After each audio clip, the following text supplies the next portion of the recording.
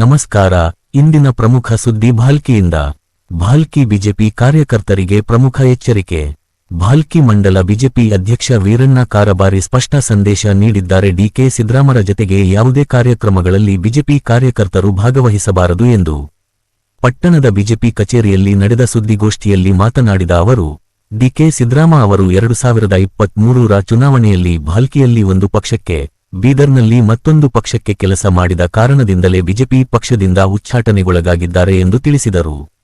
ಆದರೂ ಅವರು ಬಿಜೆಪಿ ಕಾರ್ಯಕರ್ತರನ್ನು ತಮ್ಮೊಂದಿಗೆ ಕಾರ್ಯಕ್ರಮಗಳಿಗೆ ಕರೆದುಕೊಂಡು ಹೋಗುತ್ತಿರುವುದು ಕಂಡುಬರುತ್ತಿದ್ದು, ಇದು ಕಾಂಗ್ರೆಸ್ ಬಿ ಟೀಮ್ನಂತೆ ನಡೆದುಕೊಳ್ಳುವಂತಾಗಿದೆ ಎಂದು ಆರೋಪಿಸಿದರು. ಅಧ್ಯಕ್ಷ ವೀರಣ್ಣ ಕಾರಬಾರಿ ಎಚ್ಚರಿಕೆ ನೀಡಿದ್ದು, ಯಾವುದೇ ಬಿಜೆಪಿ ಸದಸ್ಯರು ಅವರ ಜತೆಯಲ್ಲಿ ಕಂಡುಬಂದರೆ ಪಕ್ಷ ಕಠಿಣ ಕ್ರಮಕ್ಕೆ ಮುಂದಾಗುತ್ತದೆ ಎಂದು. ಪತ್ರಿಕಾಗೋಷ್ಠಿಯಲ್ಲಿ ಬಿಜೆಪಿ ನಾಯಕರಾದ ಸಂಗಮೇಶ ಕಾರಾಮುಂಗೆ, ಉತ್ತಮಪುರಿ, ಶಾವರಾಜ ಪವಾರ ಮತ್ತು ಪಂಢರಿ ಮೇತ್ರೆ ಉಪಸ್ಥಿತರಿದ್ದರು. ನಮ್ಮ ಪಕ್ಷದಲ್ಲಿರ್ತಕ್ಕಂಥ ಡಿಕೆ ಸಿದ್ದರಾಮ ಖಾನಾಪುರವರೆಗೆ ಬಿಜೆಪಿ, ಖಾನಾಪುರದಂತ ನಂತರ ನಾನು ಬೇರೆ ಅಂತ ಹೇಳಿ ಬಹಿರಂಗವಾಗಿ ವೇದಿಕೆಯಲ್ಲಿ ಹೇಳಿದರು. ಈ ಒಂದು ಸ್ಟೇಟ್ಮೆಂಟು ಆಮೇಲೆ ಬೀದರ್ ವಿಧಾನಸಭಾ ಕ್ಷೇತ್ರದಲ್ಲಿ ಪಕ್ಷದ ಅಭ್ಯರ್ಥಿಯನ್ನು ಬಿಟ್ಟು ವಿರೋಧ ಪಕ್ಷದ ಅಭ್ಯರ್ಥಿಗೆ ಸಪೋರ್ಟ್ ಬಹಿರಂಗವಾಗಿ ಮಾಡಿದ್ದಕ್ಕಾಗಿ ಕಂಪ್ಲೇಂಟ್ಸ್ ಎಲ್ಲ ಆಗಿ ರಾಜ್ಯದ ಶಿಸ್ತು ಸಮಿತಿಗೆ ಅದರ ಬಗ್ಗೆ ಎಲ್ಲ ದೂರುಗಳ ಹೋದ ಮೇಲೆ ಕರ್ನಾಟಕ ರಾಜ್ಯದ ಬಿಜೆಪಿಯ ಒಂದು ಶಿಸ್ತು ಸಮಿತಿ ಅವರಿಗೆ ನೋಟಿಸ್ ಕೊಟ್ಟು ಅವರು ಕೊಟ್ಟಿರ್ತಕ್ಕಂಥ ಉತ್ತರ ಸರಿಯಾಗಿಲ್ಲ, ಸಮಂಜಸವಾಗಿಲ್ಲ ಅಂತೇಳಿ ಅವರಿಗೆ 6 ವರ್ಷಗಳ ಕಾಲ ಪಕ್ಷದಿಂದ ಉಚ್ಚಾಟನೆ ಮಾಡಿರ್ತಾರೆ. ಈ ವ್ಯಕ್ತಿ ಇತ್ತೀಚಿನ ದಿನಗಳಲ್ಲಿ ನಾರಂಜ ಫ್ಯಾಕ್ಟರಿಯ ಅಧ್ಯಕ್ಷರಾಗಿ ಕೆಲಸ ಮಾಡ್ತಿರ್ತಾರೆ. ತಮಗೆಲ್ಲ ಗೊತ್ತಿರೋ ವಿಷಯ. ಒಂದ್ ಕಡೆ ಪಕ್ಷದಲ್ಲೇ ಇದ್ದು ಪಕ್ಷದ ಶಿಸ್ತಿನ ಸಿಪಾಯಿ ಅಂತ ಹೇಳ್ತಾನೆ, ಪಕ್ಷಕ್ಕೆ ಬೆನ್ನಿಗೆ ಚೂರಿ ಆಗ್ತಕ್ಕಂಥ ಕೆಲಸ. ಒಂದು ಸ್ಥಳದಲ್ಲಿ ಇದ್ದಾಗ ನಾನು ಪಕ್ಷ ನಿಷ್ಠಾವಂತ, ಇದೊಂದು ಸ್ಥಳಕ್ಕೆ ಹೋದಾಗ ನಾನು ವ್ಯಕ್ತಿ ನಿಷ್ಠಾವಂತ ಅಂತಕ್ಕಂಥ 2 ಪಾಲಿಸಿ ಮೇಲೆ ಮಾತನ್ನ ಆಡ್ತಾರೆ. ಬಹಿರಂಗವಾಗಿ ಆಡ್ತಾರೆ, ಮತ್ತೆ ಘಂಟಾಘೋಷವಾಗಿ ಹೇಳ್ತಾರೆ, ನಾನು ಸತ್ಯವನ್ನೇ ಹೇಳ್ತೀನಿ, ಸತ್ಯವಾಗಿ ಮಾತಾಡ್ತೀನಿ. ಪಕ್ಷದ್ರೋಹಿ ಕೆಲಸ ಮಾಡಿದ್ರು ಕೂಡ ತನ್ನನ್ನು ತಾನು ಬೆನ್ನು ತಟ್ಕೊಂಡು ತನ್ನನ್ನು ತಾನೇ ಶಮಾಜ್ ಕೊಟ್ಕೊಳ್ತಾರೆ. ಸೊ ಇಂಥ ಒಂದು ವ್ಯಕ್ತಿ ನಾರಾಜ ಫ್ಯಾಕ್ಟರಿ ಅಧ್ಯಕ್ಷರಾದ ಮೇಲೆ ನಿಮ್ಗೆಲ್ಲ ಗೊತ್ತಿರೋ ಪ್ರಕಾರ ಕೆಲವು ದಿನಗಳ ಹಿಂದೆ ಆ ಫ್ಯಾಕ್ಟರಿಯಲ್ಲಿ ದೊಡ್ಡ ಪ್ರಮಾಣದ ಅವ್ಯವಹಾರ ನಡೆದಿದೆ ಅಂತೇಳಿ ದೂರನ್ನು ದಾಖಲಾಗಿ ಬ್ಯಾಂಕ್ನವರಿಂದ ಕಂಪ್ಲೇಂಟ್ಗಳೆಲ್ಲ ಆಗಿ ಇವರಿಗೆ ಅರೆಸ್ಟ್ ಮಾಡಿರ್ತಾರೆ ಪೊಲೀಸ್ನವರು, FIR ಎಲ್ಲ ಆಗಿ ಸುಮಾರು 9 ದಿನ ಕಾಲ ಜೈಲಿನಲ್ಲಿ ವಾಸವಾಗಿದ್ದರು. ಆಮೇಲೆ ಏನೇನೋ ಸರ್ಕಸ್ಗಳು ಮಾಡಿ ಜಾಮೀನ್ ಮೇಲೆ ಈಗ ಆಚೆ ಬಂದಿದ್ದಾರೆ. ಬಂದ ಮೇಲೆ ಅವ್ರು ಮಾನಸಿಕವಾಗಿ ಏನಾಗಿದೆ ಅವರಿಗೆ ಅಂದ್ರೆ ಸಂಪೂರ್ಣವಾಗಿ ಅವ್ರಿಗೆ ಗೊತ್ತಾಗ್ತಿದೆ, ರಾಜಕೀಯ ನೆಲೆ ಕಳ್ಕೊಂಡ್ಬಿಟ್ಟಿದ್ದಾರೆ. ಜನರ ವಿಶ್ವಾಸ ಅಂತೂ ತುಂಬಾನೇ ಕಳ್ಕೊಂಡ್ಬಿಟ್ಟಿದ್ದಾರೆ. ಯಾಕಂದ್ರೆ ರೈತರ ಹಣದ ಒಂದು ರೈತರ ಕಬ್ಬಿನ ನಡೀತಕ್ಕಂಥ ಫ್ಯಾಕ್ಟರಿ ಅಧ್ಯಕ್ಷರಾಗಿ ಅವ್ಯವಹಾರ ನಡೀತಿದೆ ಅಂತ ಹೇಳಿ ಯಾವಾಗ ಜೈಲಿಗೆ ಹೋಗಿ ಬಂದ್ರು, ಅಲ್ಲಿ ಜನರ ವಿಶ್ವಾಸನೂ ಕಳ್ಕೊಂಡ್ರು, ರಾಜಕೀಯ ನೆಲೆನೂ ಕಳ್ಕೊಂಡ್ರು. ಸೊ ಇಂಥ ಒಂದು ಪರಿಸ್ಥಿತಿದಾಗ ಅವರು ತುಂಬಾ ಹತಾಶರಾಗಿ ಒಂದೇನೋ ಬೇರೆ ತಲೆಯಲ್ಲಿ ಇಟ್ಕೊಂಡು ಬಿಜೆಪಿಯ ದಿಕ್ಕು ಭಾಲ್ಕಿಯಲ್ಲಿ, ಎಸ್ಪೆಷಲಿ ಭಾಲ್ಕಿಯಲ್ಲಿ ಇರ್ತಕ್ಕಂಥ ಬಿಜೆಪಿಯ ಕಾರ್ಯಕರ್ತರ ದಿಕ್ಕನ್ನು ತಪ್ಪಿಸ್ತಕ್ಕಂಥ ಕೆಲಸ ಮಾಡಲಿಕ್ಕೆ ವ್ಯವಸ್ಥಿತವಾಗಿ ಕಾರ್ಯಕರ್ತರ ದುರ್ಬಳಕೆಯನ್ನು ಮಾಡಿಕೊಳ್ತಾ ಇದ್ದಾರೆ. ಕಾರ್ಯಕರ್ತರಿಗೆ ಒಂಥರ ದಿಶಾಭೂಲ್ ಮಾಡಿ ದಿಕ್ ತಪ್ಪಿಸಿ ನಾನು ನಿಮ್ಮವನೇ ಅನ್ನೋ ರೀತಿ ಬಿಜೆಪಿ ಏನೇನೋ ಹೇಳ್ಕೊಂಡು ಅವರನ್ನು ದುರ್ಬಳಕೆ ಮಾಡ್ತಕ್ಕಂಥ ಕೆಲಸ ಮಾಡ್ತಿದ್ದಾರೆ. ಈ ಉಚ್ಚಾಟಿತ ಡಿಕೆ ಸಿದ್ದರಾಮಯ್ಯನವರಿಗೂ ಗೊತ್ತಿದೆ ರಾಜಕೀಯದಲ್ಲಿ ಈಗ ಅವರ ಭವಿಷ್ಯ ಮುಗಿದಿದೆ ಅಂತ ಅವರಿಗೂ ಗೊತ್ತಾಗಿದೆ. ಇವತ್ತಿನ ಬಲ್ಲ ಮೂಲಗಳ ಪ್ರಕಾರ ಈಗ ಅವ್ರ ನಡವಳಿಕೆ, ಅವ್ರು ಮಾಡ್ತಕ್ಕಂಥ ವ್ಯವಸ್ಥಿತವಾದಂತ ಏನೇನು ಮಾಡ್ತಿದ್ದಾರೆ ಅದನ್ನು ನೋಡಿದ್ರೆ ಬಲ್ಲ ಮೂಲಗಳ ಪ್ರಕಾರ NSSಗೆ ಕಾರ್ಖಾನೆಯ ಅವ್ಯವಹಾರದ ಶಿಕ್ಷೆ ಇದೆ. ಏನಲ್ಲಿ ಈಗ ಅವ್ಯವಹಾರ ಆಗಿದೆ ಅಂತ ಹೇಳಿ ಜೈಲಿಗೆ ಹೋಗಿ ಬಂದಿದ್ದಾರಲ್ಲ, ಇದು ಮುಂದೆ ಹೇರಿಗಳು ನಡೆದು ಜಾಮೀನ್ ಮೇಲಿದ್ದಾರೆ, ಹೇರಿಗಳು ನಡೆದು ಮುಂದೆ ಶಿಕ್ಷೆ ಆದ್ರೆ ಏನಪ್ಪಾ ಅಂತ ಹೇಳಿ ಆ ಶಿಕ್ಷೆಯಿಂದ ಬಚಾವಾಗ್ಲಿಕ್ಕೆ ಒಂದು ಒಳಗಿನೊಳಗೆ ಅವರು ಪ್ಲಾನ್ ಮಾಡಿದ್ದಾರೆ. ಅದು ಯಾರಿಗೂ ಗೊತ್ತಿಲ್ಲ ನನಗೆ. ಇದು ಬಲ್ಲ ಮೂಲಗಳ ಪ್ರಕಾರ ಏನಪ್ಪಾ ಅಂದ್ರೆ ಈಶ್ವರ್ ಖಂಡ್ರೆ ಮತ್ತು ಅಮರ್ ಖಂಡ್ರೆ ಅವರ ಜೊತೆ ಒಳ ಒಪ್ಪಂದ ಮಾಡಿಕೊಂಡು ಭಾಲ್ಕಿಯಲ್ಲಿ ಬಿಜೆಪಿಗೆ ನಷ್ಟ ಮಾಡಿ ಈಶ್ವರ್ ಖಂಡ್ರೆ ಅವರಿಗೆ ಲಾಭ ಮಾಡುವ ಏಕೈಕ ಉದ್ದೇಶದಿಂದ ಉಚ್ಚಾಟಿತ ಡಿ ಕೆ ಸಿದ್ದರಾಮಯ್ಯವರು ಈಶ್ವರ್ ಖಂಡ್ರೆ ಅವರ ಬಿ ಟೀಮ್ ಆಗಿ ಭಾರತೀಯಲ್ಲಿ ಕೆಲಸ ಮಾಡಿದ್ದಾರೆ.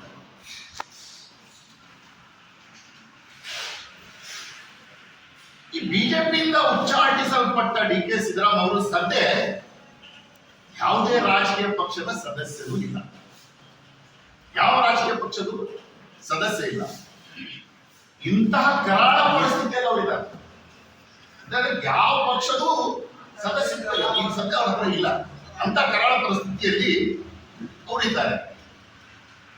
ಇಂಥ ಪರಿಸ್ಥಿತಿಯಲ್ಲಿ ಇದ್ದ ಕಾರಣ ಈಗ ಸಿದ್ದರಾಮಯ್ಯ ಏನ್ ಮಾಡ್ತಿದ್ದಾರೆ ಅಂದ್ರೆ ಮುಗ್ಧ ಜನರ ದಾರಿ ತಪ್ಪಿಸಿ, ಜನ ಮುಗ್ತಿರ್ತಾರೆ, ಏನೋ ಹೇಳ್ತಾರೆ ಅಂದ್ರೆ ನಿಜ ಹೇಳ್ತಿರ್ಬೇಕಪ್ಪ, ಮುಗ್ಧ ಜನರ ದಾರಿ ತಪ್ಪಿಸಿ ದಿನಕ್ಕೊಂದು ಢೋಂಗಿ ಸಂಘಟನೆಗಳನ್ನು ಕಟ್ಟಿಕೊಂಡು ನಾನು ತುಂಬಾ ಸಾಚ ಇದ್ದೀನಿ, ನಿಮ್ಮ ಸೇವಕನಾಗಿದ್ದೀನಿ, ನಿಮಗೋಸ್ಕರ ಪ್ರಾಣ ಕೊಡ್ತೀನಿ ಅನ್ನುವಂತ ಬಹುರೂಪಿ ಪಾತ್ರವನ್ನು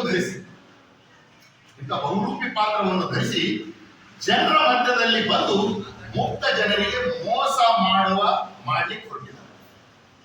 ಅನೇಕ ಈ ವಿಚಿತ್ರ ಈ ರೀತಿಯ ಒಳಗೊಂದು ಹೊರಗೊಂದು ಇಟ್ಕೊಂಡು ಜನರಿಗೆ ಮೋಸ ಮಾಡಿ ಹೊರಟಿದ್ದಾರೆ. ನೇರವಾಗಿ ಹೇಳಬೇಕಂದ್ರೆ ಉಚ್ಚಾಟಿತ ಡಿ ಕೆ ಸಿದ್ದರಾಮಯ್ಯ ಅವರು ಭಾಲ್ಕಿಯಲ್ಲಿ ಬಿಜೆಪಿಯನ್ನು ಯಾವ ರೀತಿ ನಷ್ಟ ಮಾಡಬೇಕು, ಅದರಿಂದ ಕಾಂಗ್ರೆಸ್ಗೆ ಮತ್ತು ಈಶ್ವರ್ ಖಂಡ್ರೆ ಅವರಿಗೆ ಕಾಂಗ್ರೆಸ್ ಪಕ್ಷಕ್ಕೆ ಯಾವ ರೀತಿ ಲಾಭ ಆಗಬೇಕು, ಯಾವ ರೀತಿ ಲಾಭ ಮಾಡಬೇಕನ್ನುವ ದುರುದ್ದೇಶ ಇಟ್ಕೊಂಡು ಕಾಂಗ್ರೆಸ್ನ ಈಶ್ವರ್ ಖಂಡ್ರೆ ಅವರ ಬಿ ಟೀಮ್ ಆಗಿ ಕೆಲಸ ಮಾಡಿದ್ದಾರೆ. ಈ ಡಿ ಕೆ ಸಿದ್ದರಾಮಯ್ಯ ಅವರು ಪರೋಕ್ಷವಾಗಿ ಭಾಲ್ಕಿಯಲ್ಲಿ ಬಿಜೆಪಿಯನ್ನು ಹಾನಿ ಮಾಡುವ ಉದ್ದೇಶದಿಂದನೇ ದಿನಕ್ಕೊಂದು ಸಂಘಟನೆ ಹುಟ್ಟಿಸ್ತಾ ಇದ್ದಾರೆ ಅಂತ ನಾನು ಮುಂಚೆ ಹೇಳಿದ್ದೀನಿ. ಈಗ ರಿಪೀಟ್ ಮಾಡ್ತಾ ಇದ್ದೀನಿ. ಕಟ್ಕೊಂಡು ಕಾರ್ಯಕ್ರಮಗಳು ಹಾಕೋತಾ ಇದ್ದಾರೆ. ಒಂದೊಂದು ಸಂಘಟನೆ ಹುಟ್ಟಿಸಿ ಅದರ ಹೆಸರ ಮೇಲೆ ಕಾರ್ಯಕ್ರಮ ಹಾಕೊಳ್ತಾ ಇದ್ದಾರೆ.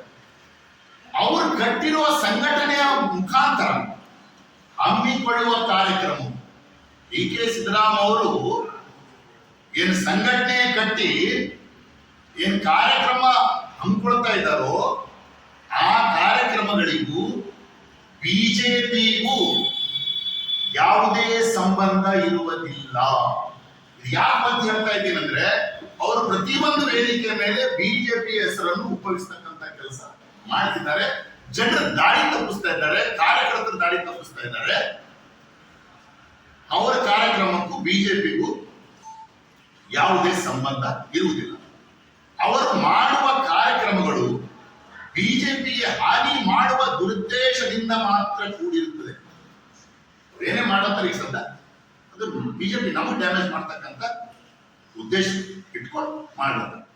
ಆದ ಕಾರಣ ಇವತ್ತ ನಿಮ್ಮ ಮುಖಾಂತರ, ಮಾಧ್ಯಮದ ಮುಖಾಂತರ ಬಿಜೆಪಿಯ ಮುಖಂಡರು, ಪದಾಧಿಕಾರಿಗಳು, ಕಾರ್ಯಕರ್ತರು ಇವರಲ್ಲಿ ನಾನು ವಿನಂತಿ ಮಾಡ್ತಾ ಇದ್ದೀನಿ, ಮತ್ತೆ ಕಿವಿ ಮಾತು ಹೇಳಬೇಕಂತ ಬಯಸ್ತಾ ಇದ್ದೀನಿ.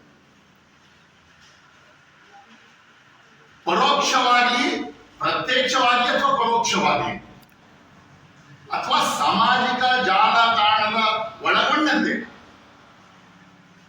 ಯಾವುದರಲ್ಲಿಯೂ ಕೂಡ ತಾವುಗಳು ಭಾಗಿಯಾಗಬಾರದು. ನಮ್ಮ ಬಿಜೆಪಿ ಪಕ್ಷದ ಮುಖಂಡರಾಗ್ಲಿ, ಪದಾಧಿಕಾರಿಗಳಾಗ್ಲಿ, ಕಾರ್ಯಕರ್ತರಾಗ್ಲಿ ಅವರು ಹಾಕೊಳ್ತಕ್ಕಂಥ ಕಾರ್ಯಕ್ರಮಗಳಲ್ಲಿ ಹಾಗೆ ಆಗಬಾರದಂತೇಳಿ ತಮ್ಮ ಮುಖಾಂತರ ನಮ್ಮ ಎಲ್ಲ ಬಿಜೆಪಿಯ ನಿಷ್ಠಾವಂತ ಕಾರ್ಯಕರ್ತರಿಗೆ ನಾನು ಸುದ್ದಿ ಮುಗಿಸೋ ಪ್ರಯತ್ನ ಮಾಡ್ತಾ ಇದ್ದೀನಿ. ಕಾರಣ ಏನಂದ್ರೆ ಅವರು ಬಿಜೆಪಿಯ ಮುಖವಾಡ ಹಾಕಿಕೊಂಡು ಈಶ್ವರ್ ಖಂಡ್ರೆಗೆ ಲಾಭ ಮಾಡ್ತಕ್ಕಂಥ ಕೆಲಸ ಮಾಡ್ತಾ ಇದ್ದಾರೆ. ಅದಕ್ಕೆ ನಮ್ಮವರಿಗೆ ಜಾಗೃತಿ ಮಾಡಲಿಕ್ಕೆ ಪಕ್ಷದಿಂದ ಒಂದು ಪ್ರೆಸ್ ಮೀಟ್ ಇಟ್ಕೊಂಡು ಈ ಒಂದು ಮೆಸೇಜ್ ಕೊಡ್ತಾ ಇದ್ದೇವೆ. ಇಷ್ಟೆಲ್ಲ ಆಗಿಯೂ ಕೂಡ ಪ್ರತ್ಯಕ್ಷ ಆಗಿ ಪರೋಕ್ಷವಾಗಿ ಸಹಕಾರ ಕೂಡ ನೀಡಬಾರದು, ಹಾನಿನೂ ಆಗಬಾರ್ದು, ಸಹಕಾರ ಕೂಡ ನೀಡಬಾರದು. ಸ್ಪಷ್ಟ ಪಾರ್ಟಿ ಆದೇಶ. ಒಂದು ವೇಳೆ ಯಾರಾದರೂ ನಮ್ಮ ಪಕ್ಷದ ಪದಾಧಿಕಾರಿಗಳಾಗಿ ಕಾರ್ಯಕರ್ತರು ಯಾವುದೇ ಜವಾಬ್ದಾರಿ ಹೊಂದಿರತಕ್ಕಂಥ ಈ ನಿಯಮದ ವಿರುದ್ಧ ಅಂದ್ರೆ ನಮ್ದೇ ನಿಮ್ಮ ಸಂದೇಶ ನಾವು ಕೊಡ್ತಾ ಇದ್ವಿ, ಇದ್ರ ವಿರುದ್ಧ ಯಾರಾದರೂ ನಡೆದುಕೊಂಡ್ರೆ ಅದು ಪಕ್ಷ ವಿರೋಧಿ ಕೆಲಸವೆಂದು ಪರಿಗಣಿಸಿ ಪಕ್ಷದ ನಿಯಮಾನುಸಾರ, ನಮ್ಮ ಪಕ್ಷದ ಏನು ನಿಯಮ ಇದೆ ಅದರ ಅನುಸಾರ ಕ್ರಮ ಅವ್ರ ಮೇಲೆ ಜರುಗಿಸಲಾಗುವುದು. ಅದು ಕ್ರಮ ಜರುಗಿಸಿದ ಮೇಲೆ ನನ್ನ ಮೇಲೆ ಕ್ರಮ ಜರುಗಿಸ್ರಿ ಅಂತ ಮಾತವ್ರು ಹೇಳಕ್ ಹೋಗಬಾರ್ದು. ಯಾಕಂದ್ರೆ ಆಲ್ರೆಡಿ ನಾವು ಇದು ಮೆಸೇಜ್ ಕೊಡ್ತಾ ಇದ್ದೀವಿ. ಅದಾಗಿಯೂ ಕೂಡ ಭಾಗವಹಿಸ್ತೀರಿ ಅಥವಾ ಸರ್ಕಾರ ನೀಡ್ತೀರಿ ಅಂತಂದ್ರೆ ಅದಕ್ಕೆ ನೀವೇನು ಹೊಣೆಗಾರರು, ಅಲ್ಲಿ ಭಾಗವಹಿಸಿದವರು ಸಹಕಾರ ನೀಡಿದರು. ಮತ್ತೆ ಇನ್ನೊಬ್ಬರ ಮೇಲೆ ಆರೋಪ ಮಾಡೋದಾಗ್ಲಿ ಮತ್ತು ಪ್ರತ್ಯಾಪ ಮಾಡೋದಾಗ್ಲಿ ಮಾಡಬಾರದು ಅಂತಕ್ಕಂಥ ಒಂದು ಉದ್ದೇಶದಿಂದ ಈ ಒಂದು ಪತ್ರಿಕಾಗೋಷ್ಠಿ ಹಮ್ಮಿಕೊಂಡಿದ್ದೀವಿ. ಈ ಪತ್ರಿಕಾಗೋಷ್ಠಿ ಮುಖಾಂತರ ಕ್ಲಿಯರ್ ಆಗಿ ಹೇಳೋದೇನಪ್ಪಾ ಅಂತಂದ್ರೆ, ಕೊನೆಯದಾಗಿ ಒಂದು ನಮ್ಮ ಪಕ್ಷದ ಪದಾಧಿಕಾರಿಗಳು, ಕಾರ್ಯಕರ್ತರಲ್ಲಿ, ಮುಖಂಡರಲ್ಲಿ ಒಂದು ಸಂದೇಶ ಏನ್ ಕೊಡ್ಬೇಕಂತ ಇದ್ದೀವಿ ಅಂದ್ರೆ, ಇವರು ಈಶ್ವರ್ ಖಂಡ್ರೆ ಅವರ ಬಿ ಟೀಮ್ ಆಗಿ ಪಕ್ಷಕ್ಕೆ ಹಾನಿ ಮಾಡುವ ದುರುದ್ದೇಶ ಇಟ್ಕೊಂಡು ಪಾಲಿಕೆಯಲ್ಲಿ ಈ ರೀತಿಯ ನಡವಳಿಕೆಯಿಂದ ನಡ್ಕೊಳ್ತಾ ಇದ್ದಾರೆ. ಅದರಲ್ಲಿ ನಮ್ಮ ಬಿಜೆಪಿಯ ಮುಕ್ತ ಕಾರ್ಯಕರ್ತರಾಗಲಿ, ಜವಾಬ್ದಾರಿ ಹೊಂದಿರತಕ್ಕಂಥವ್ರಾಗ್ಲಿ, ಅವರಿಗೆ ದಿಕ್ಕು ತಪ್ಪಿಸ್ತಕ್ಕಂಥ ಕೆಲಸ ಮಾಡಿ ಆ ಕಾರ್ಯಕ್ರಮಗಳಿಗೆ ಕರ್ಕೊಂಡು ಹೋಗಿ ಅವರನ್ನ ಅಲ್ಲಿ ಪಕ್ಷದ ಗಣ್ಯರಿಗೆ ನೋಟಿಸ್ ಬಿಡುವಾಗ ಮಾಡಿ ಅವರ ಭವಿಷ್ಯವು ಕೂಡ ಹಾಳು ಮಾಡತಕ್ಕಂಥ ಕೆಲಸ ಮಾಡ್ತಿದ್ದಾರೆ. ಅದಕ್ಕೆ ಅವರಲ್ಲಿ ವಿನಂತಿ ಇದೆ, ಇವರಂತೂ ಯಾವ ಕಾಲದಲ್ಲೂ ಪ್ರಾಮಾಣಿಕವಾಗಿ ಮಾಡಿಲ್ಲ. ಎಲ್ಲೇ ಏನ್ ಮಾಡಿದ್ರು ಕೂಡ ಎಲ್ಲವೂ ಉಲ್ಟಾ ಮಾಡ್ತಾರೆ. ಕ್ಲಿಯರ್ ಆಗಿರಲ್ಲ, ಡಬಲ್ ಸ್ಟ್ಯಾಂಡ್ ಇರ್ತವ್ರು. ಯಾವತ್ತೂ ಡಬಲ್ ಸ್ಟ್ಯಾಂಡ್. ಏನ್ ಹೇಳ್ತಾರ ನಡ್ಕೊಳ್ಳಲ್ಲ, ಏನ್ ಮಾಡ್ತಾರ ಹೇಳ್ಕೊಳ್ಳಲ್ಲ. ಆ ಒಂದು ಉದ್ದೇಶದಿಂದ ನಮ್ಮವ್ರು ಯಾರು ಅದರಲ್ಲಿ ಸಿಕ್ಕಾಕೊಳ್ಬಾರ್ದು. ಆಮೇಲೆ ಇನ್ನೊಂದ್ ಕಡೆ ಏನ್ ಹೇಳ್ತಾರೆ ಅಂತಂದ್ರೆ, ಇಲ್ಲಿ ವೀಕ್ ಆಗಿದೆ, ಬಿಜೆಪಿ ವೀಕ್ ಆಗಿದೆ. ಕೆಲವರು ನಮ್ ಒಂದು ಮಾತಾಡುವಾಗ ಕೆಲವೊಂದು ಹೇಳ್ತಿದ್ದಾರೆ, ಬಿಜೆಪಿ ಯಾವತ್ತೂ ವೀಕ್ ಆಗಿಲ್ಲ. ಕೆಲವೊಂದು ಮನಸ್ತಾಪಗಳಾಗಲಿ ಅಥವಾ ವಿಚಾರಗಳಾಗಲಿ ಏನೋ ಇದ್ದಾಗ, ಅಥವಾ ಕೆಲವೊಂದು ಈ ಕಾಂಗ್ರೆಸ್ ಸರ್ಕಾರ ಇದ್ದಾಗ ಕೆಲವರು ಕೆಲಸ ವೈಯಕ್ತಿಕ ಕೆಲಸಕ್ಕಾಗಿ ಏನೋ ಕೆಲವರು ಕಾಂಗ್ರೆಸ್ ಕಡೆ ಯಾರೋ ಒಬ್ಬರಿಬ್ರು ಮುಖ ಮಾಡಿದ್ರೆ ಎಲ್ಲರೂ ಹೋಗ್ತಾ ಇದೆ ಅಂತ ಹೇಳ್ತಕ್ಕಂಥ ಪಿಕ್ಚರ್ ಕೊಡ್ತಾ ಇದ್ದಾರೆ. ಬಿಜೆಪಿ ಯಾವತ್ತೂ ಬಲಿಷ್ಠ ಇತ್ತು. 1999ರಲ್ಲಿ ಸನ್ಮಾನ್ಯ ಶ್ರೀ ಪ್ರಕಾಶ್ ಖಂಡ್ರೆ ಅವರ ಒಂದು ಅಭ್ಯರ್ಥಿ ಇದ್ರು, ಅವರ ನೇತೃತ್ವದಲ್ಲಿ ಇಲ್ಲಿ ಬಿಜೆಪಿ ಬಾವುಟ ಹಾರಿತ್ತು. ತದನಂತರದ ಚುನಾವಣೆಯಲ್ಲೂ ಕೂಡ ಬಾವುಟ ಹಾರಿತ್ತು. ತದನಂತರ ಅನೇಕ ಜನರಿಂದ ಡಿ ಕೆ ಸಿದ್ದರಾಮಯ್ಯ ಅವರು ಪಕ್ಷದಲ್ಲಿ ಬಂದಾಗ ಬಿಜೆಪಿಗೆ ಹಾನಿ ಆಗ್ತಕ್ಕಂಥ ಕೆಲಸ ಆಗಿದೆ. ಮತ್ತೆ ಇನ್ನೊಂದೇನು ಹೇಳ್ಬೇಕು ಅನಿಸ್ತಾ ಇದ್ದೀನಿ ಅಂದ್ರೆ, ದಯವಿಟ್ಟು ಯಾರು ಡಿ ಕೆ ಸಿದ್ದರಾಮಯ್ಯ ಅವರ ಮಾತಿಗೆ ಮರಳಾಗಬೇಡಿ. ಮತ್ತೊಂದೇನಂದ್ರೆ, ನಾನು ಗಮನಿಸಿದ್ದು ಯಾವತ್ತವರು ಕಾಂಗ್ರೆಸ್ನಿಂದ ಬಿಜೆಪಿಗೆ ಬಂದ್ರು, ಪ್ರಕಾಶ್ ಖಂಡ್ರೆ ಅವರ 3ನೇ ಚುನಾವಣೆ ಸೋಲಾಯಿತು. ಆಮೇಲೆ 23ರಲ್ಲಿ ಈ ಕಡೆ ಬಿಜೆಪಿ, ಆ ಕಡೆ ಜೆಡಿಎಸ್ ಅಂತೇನೋ ಮಾಡಕ್ ಹೋದ್ರು. ಇಬ್ಬರನ್ನೂ ಮುಗಿಸ್ಬಿಟ್ರು.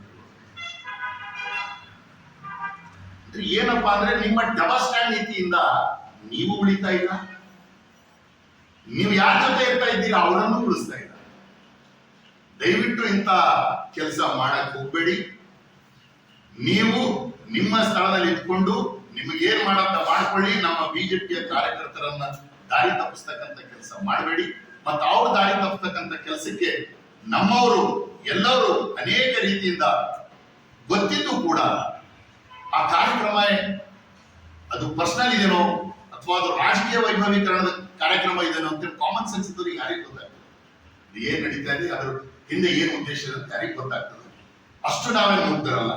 ಸೊ ಅದಕ್ಕೆಲ್ಲರೂ ತಿಳ್ಕೊಂಡು ನಮ್ಮವರು ನಮ್ಮ ಬಿಜೆಪಿ ಪಕ್ಷವನ್ನು ಕಟ್ಟಲಿಕ್ಕೆ ನಾವು ಸದಾ ಸಿದ್ಧರಾಗಿ ಮತ್ತೆ ಬಿಜೆಪಿ ಪಕ್ಷ ಕಟ್ಟೋಣ, ಸದೃಢವಾದಂತ ಪಕ್ಷ ಕಟ್ಟಿ ಮತ್ತೆ ಇಲ್ಲಿ ಬಿಜೆಪಿ ಬಾವುಟ ಹಾರಿಸೋಣ ಅಂತಕ್ಕಂಥ ಮಾತನ್ನ ತಮ್ಮ ಮುಖಾಂತರ ಹೇಳುತ್ತಾ ಇನ್ನೊಂದ್ಸಾರಿ ಹೇಳ್ತೀನಿ, ಉಚ್ಚಾಟಿತ ಡಿ.ಕೆ. ಸಿದ್ದರಾಮ ಅವರು ಭಾರತೀಯಲ್ಲಿ ಈಶ್ವರ್ ಖಂಡ್ರೆ ಅವರ ಬಿ ಟೀಮ್ ಆಗಿ ವರ್ಕ್ ಮಾಡ್ತಾ ಇದ್ದಾರೆ. ದಯವಿಟ್ಟು ಯಾರವರ ಮಾತಿಗೆ ಮರಳಾಗಬೇಡಿ, ಮರಳಾಗಿ ಬಿಜೆಪಿಯನ್ನು ಹಾನಿ ಮಾಡಬೇಡ ಅಂತ ಹೇಳುತ್ತಾ ನನ್ನ ಮಾತಿಗೆ ನಾನು ವಿರಾಮ